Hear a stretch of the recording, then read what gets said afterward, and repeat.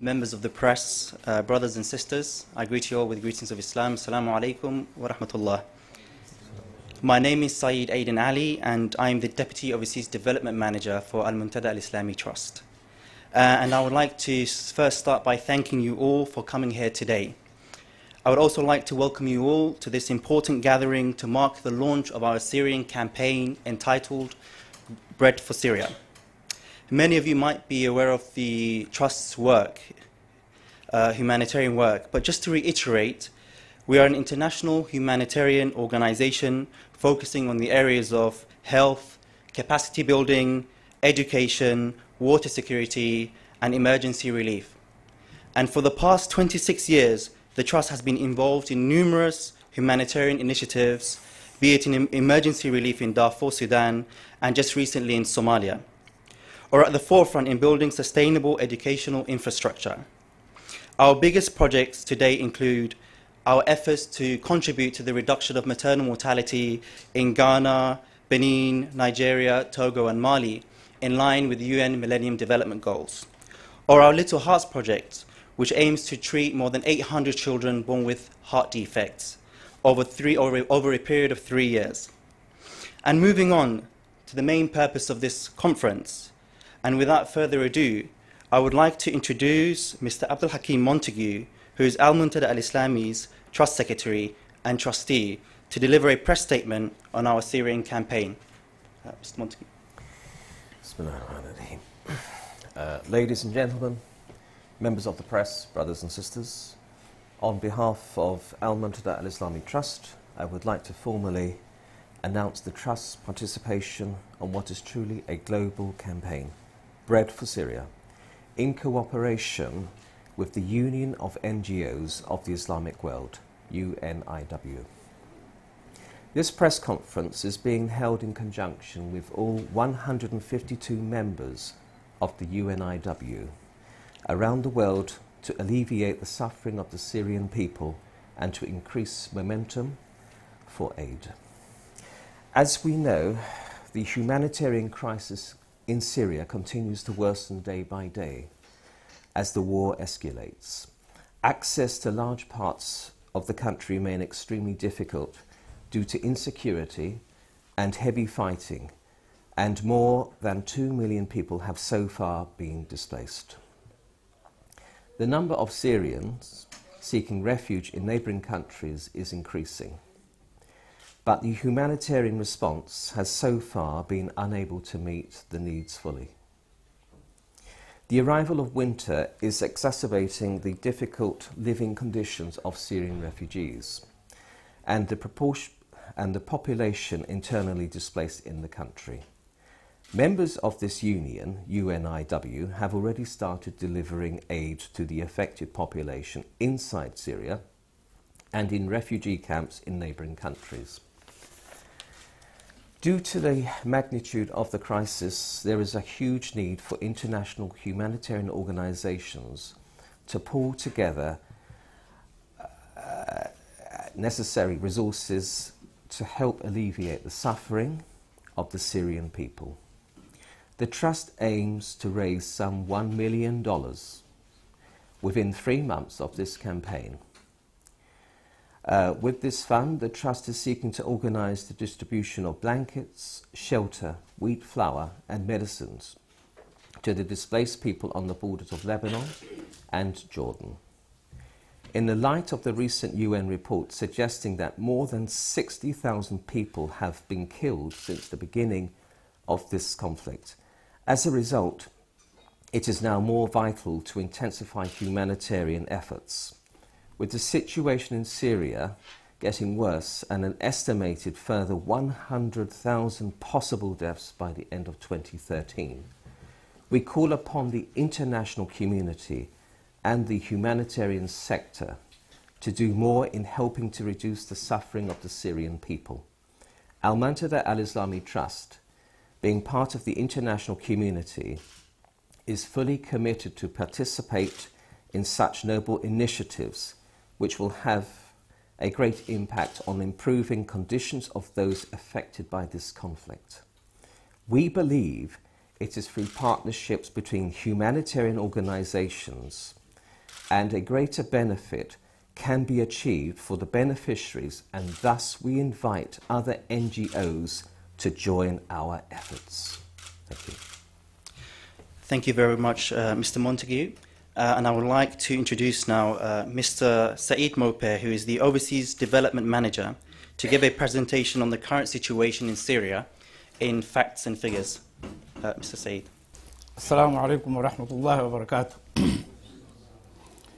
I believe you are fully aware or informed about the situation today in Syria.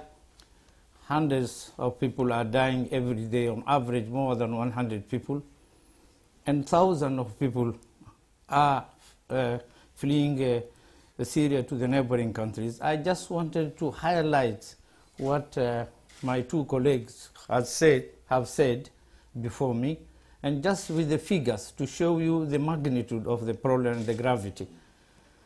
So let me start with this very brief presentation. You can see very briefly the map of Syria. It is, if you see the border, for example, in the east you have Iraq, on the west you have Lebanon, on the north you have Turkey, and the south you have Jordan. So in these countries, as you will see later on in the statistics, how many people have fled to these countries and how many people are internally displaced. For example, just take an example now. Since the start of the war, which started in March 2011, up to now to the late December of 2012, 60,000 people are being killed. More than 4 million people are in need of humanitarian assistance, whether they are inside or outside the country. You have over 1.2 million have been driven out of their home due to the conflict. As of December 31st, 2012, UNHCR estimates 500,000 of people have fled to Syria, to Syria neighboring countries. For example, Turkey, we have 141,204. This is up to the figures of December. Now maybe it's 200,000. So then you have Lebanon 163, 268. You have Jordan 151. You have Iraq 66,000, almost 70,000. You have Egypt also. You can see that Syria doesn't border with Lebanon, with Egypt, but the people still, they are migrating to Egypt. You can ask how, or by plane, or maybe by using the boat through Lebanon and then go to Egypt. Then around 3,000 new refugees are crossing the border into neighboring countries every day. 3,000 people, refugees. Outside the region also, we have people migrating to Europe also. We have European Union countries, for example, they have seen the arrival of 25,000 Syrians they're looking for asylum seeker. We have also in Eastern Europe, which is about 18,000. So you can see how the situation is so grave, so difficult for the Syrians to survive. We have also what is called IDPs, internally displaced people. They are refugees, these people in their own country, they are refugees. So they are called internally displaced people, with 2.5 million are internally displaced, which represent 10% of the total population of Syria. So the population of Syria is about 23 million people. So 10% of that, they are internally displaced in their own country. They are refugees in their own country.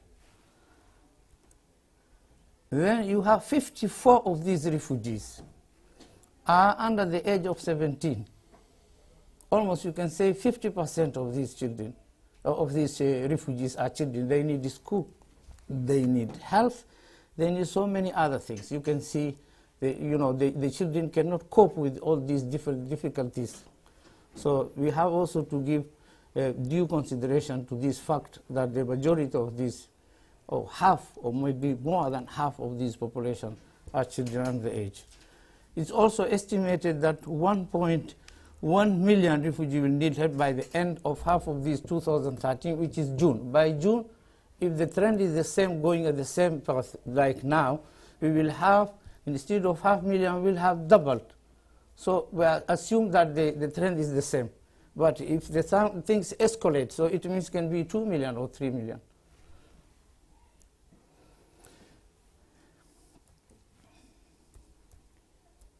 What is happening? Ah, it's okay. The new technology, not for us, the old people. Okay, now just this is a very brief breakdown. As I said before, these estimates, if you ask me where did you bring these estimates, this is from the UN estimates, from the UNHCR with the United Nations Higher Commission for Refugees, given by this at December 2012. So you will have, we have 5,035, 670.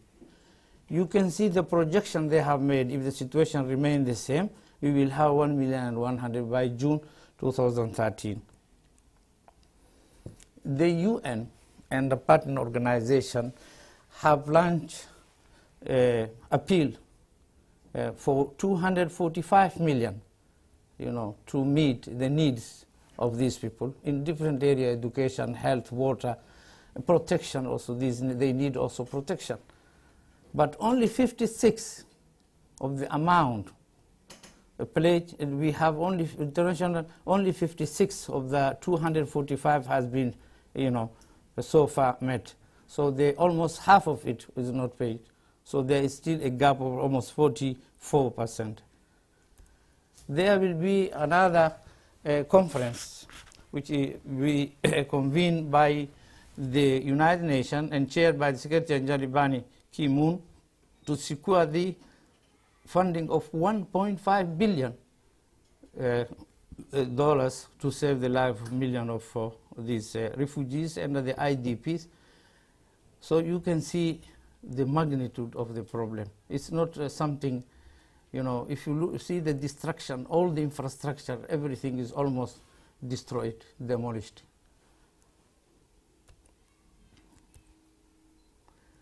So what really these people, they need, just in summary, they need so many things, but just I summarize few of them. They need food, they need clean water, they need electricity, especially now, it is warm.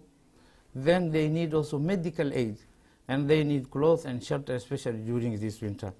I think this is what I have summarized just to give you, to highlight the magnitude of the problem, but there are so many things which will take a long time.